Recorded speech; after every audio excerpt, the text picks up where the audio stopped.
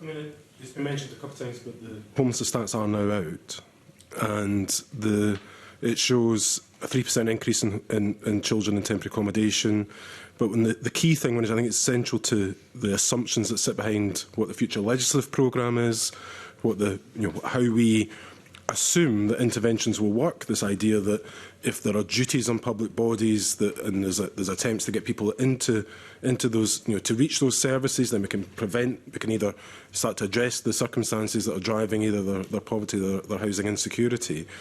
If we look at the existing duties, today's statistics show that the failure to accommodate, that's a local authority not being able to offer any accommodation, has gone up by 1,400% in the last 6 months. That's gone up from 105 cases to 1,500 cases in 6 months. This is not this is past the point of short-term, long-term. This is right now. The homelessness system is on fire, and the Scottish Government statement that they sent to you is overall we're making good progress. That dissonance just does not make sense to me, and I think I'm afraid it is. On the day that the budget it's not just a capital budget that's being cut. We can also see things like the homelessness voluntary sector grants that it's not something Shelter do, but there are other charities who rely on that income to be able to provide those interventions. They are being cut. The overall spending to local authorities to provide the services, again, not just the homelessness services, but the mental health, the drug and alcohol treatment, they are being cut. We just have to have an honest conversation about what is it we're able to do, what is it we expect the housing sector to be able to do. There's a capacity issue. We can't just expect the homelessness services to pick up every case. We can't, as Stephen mentioned, we can't expect the housing revenue accounts to pay for improvements in properties, the zero carbon agenda, and develop new buildings. I think there is a real danger that we just continue to do another version of the same.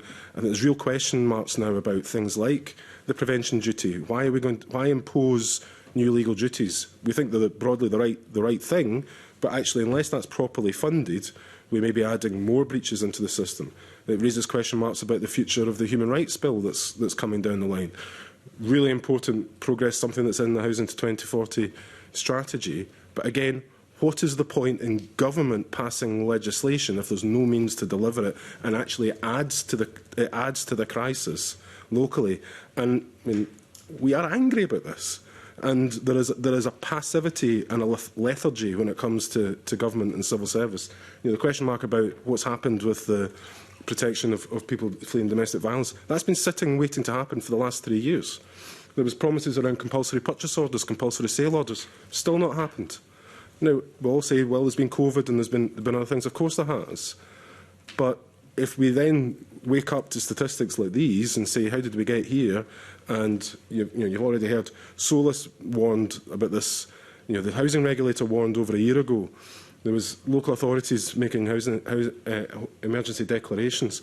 People have been saying this for about 2 years, and yet, and I'm particularly angered by the statement in the papers for today's